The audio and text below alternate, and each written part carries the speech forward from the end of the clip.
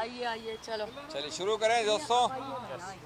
आप शांति रखिए, हिंदी करेंगे, इंग्लिश करेंगे, मराठी करेंगे, आप शांति रखिए। आप सब कर रहे हैं, आप शांति रखिए। चले सर।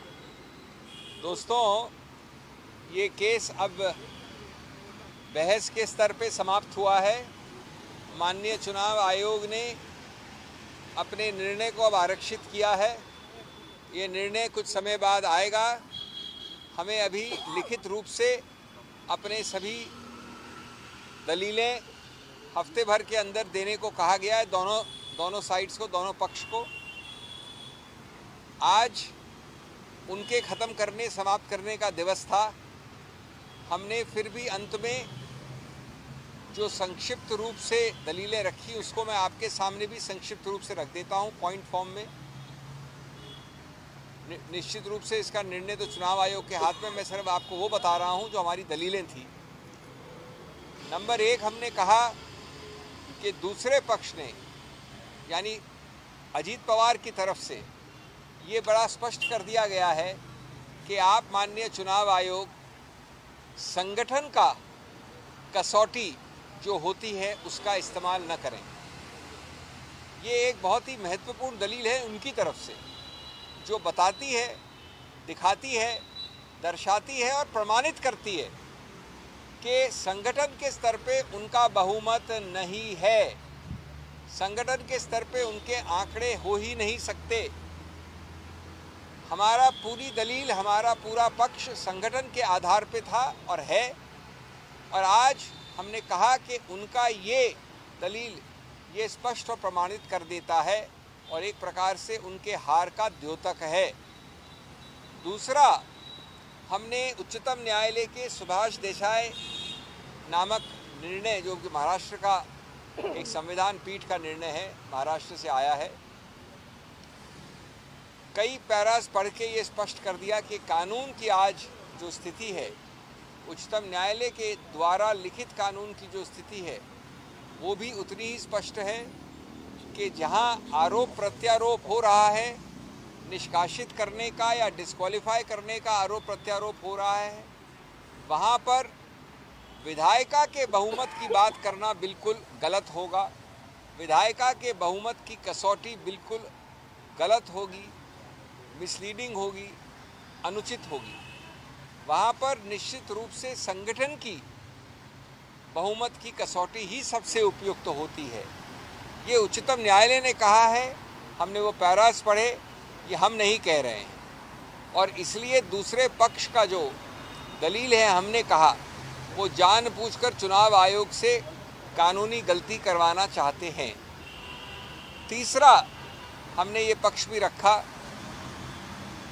कि बड़े अजीबोगरीब एक दलील की गई है अजीत पवार ग्रुप द्वारा, और वो दलील ये है कि ये झगड़ा 2019 से चल रहा है। इस झगड़े की शुरुआत 2019 है। ये दलील पहली बार की गई है और ये मजाकिया इसलिए है क्योंकि ये हमारे प्रमाणित दलील के आधार पे की गई है। हमने कहा था कि आप अचानक 25 साल बाद कैसे जग गए, कैसे उठ गए 30 जून 2023 को, और अचानक कैसे पहुंच गए चुनाव आयोग में, ये कहने कि ये पार्टी का सही पार्टी अजीत पवार है, यहाँ के चुनाव गलत हैं, यहाँ सब कुछ गड़बड़ है संविधान में। ये आपने पहली बार, हमारे अनुसार दूसरे साइड ने पहली बार 30 जून को कहा। इसके जवाब में ये अजीबोगरीब दलील आई कि ये झगड़ा, इसकी शुरुआत 2019 से है।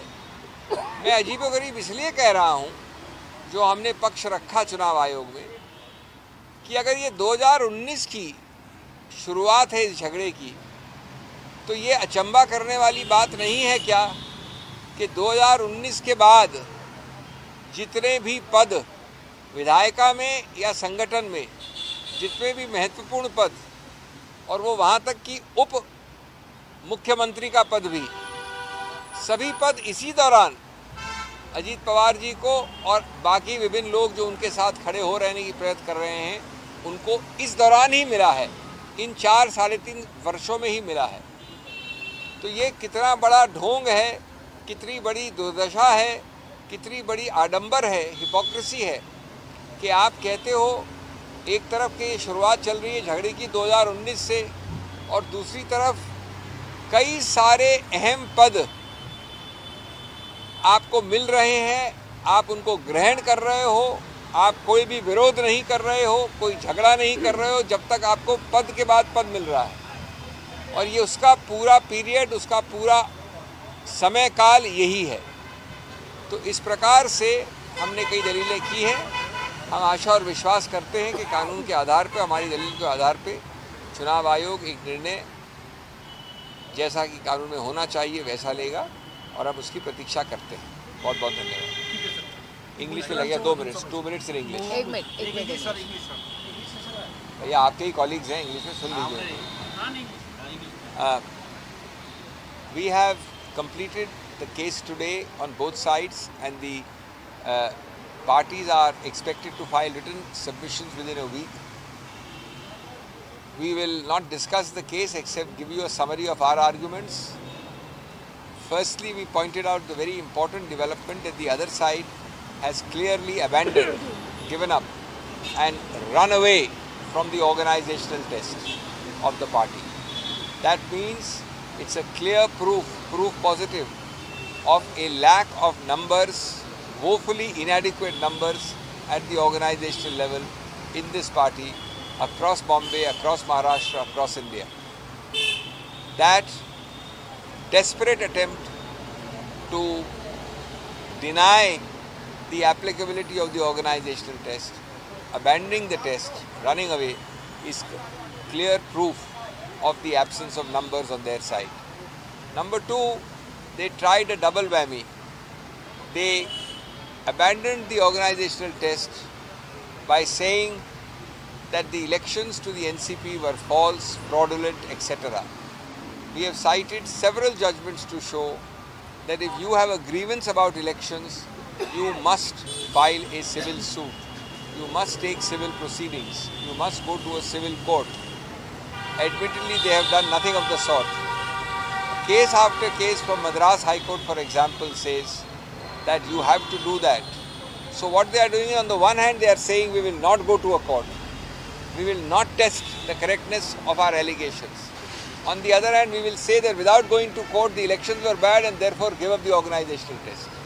I called it a double whammy of errors, a double whammy of conceptual errors.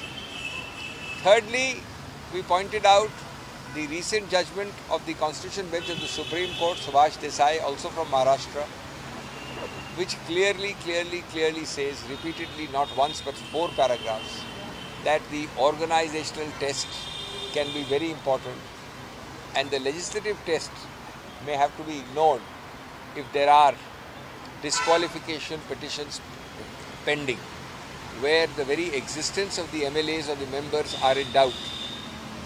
That is clearly writ large. So we pointed out to the Election Commission that this is an invitation to you to act contrary to law and to violate the law, an invitation by the other side. And lastly, there was a very strange, I would call it a weird stand taken. We had argued repeatedly that the other side slept, did nothing, raised no objection for 22, 23 years when the same constitution was operating, when the same people were getting elected, when the same benefits were being distributed, when the same Sharad Pawar was being re-elected. We said you did nothing from the early 2000s, or rather 1997 onwards, all the way to 30th June 2023. In reply to that, this weird argument was made that no, our dispute traces itself back to 2019. Now why I call it weird is that if you take the period 2019 to 2023, a vast number of the major benefits have been taken, given and enjoyed without demur or protest by the Ajit Pawar group in this period. They have become deputy chief ministers, they have become ministers, they have got posts in the party, LOP. all LOP, leader of the opposition, all within the 2019 to 23 period, and not a word of protest. So this argument is self-serving, that we had this dispute from 2019. It is hypocritical, it is completely false. We hope and expect that we will have a judgment in accordance with law and justice in the near future, and the arguments in this matter are now complete. Thank you. Thank you.